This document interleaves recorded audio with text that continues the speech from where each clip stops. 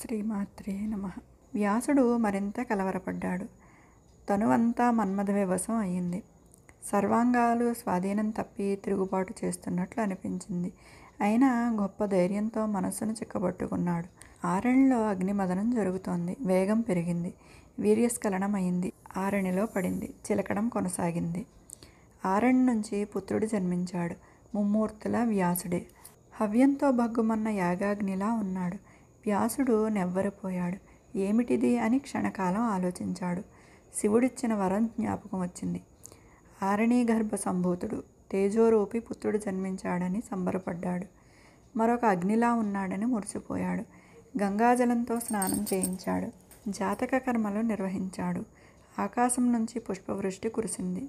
దేవదుందుబులు మ్రోగాయి. గంధర్వులు గానం చేశారు. అప్సరసలు నృత్యం చేశారు. విద్యాధర నారద తుంబురులు తండ్రి కొడుకులను స్తుతించారు.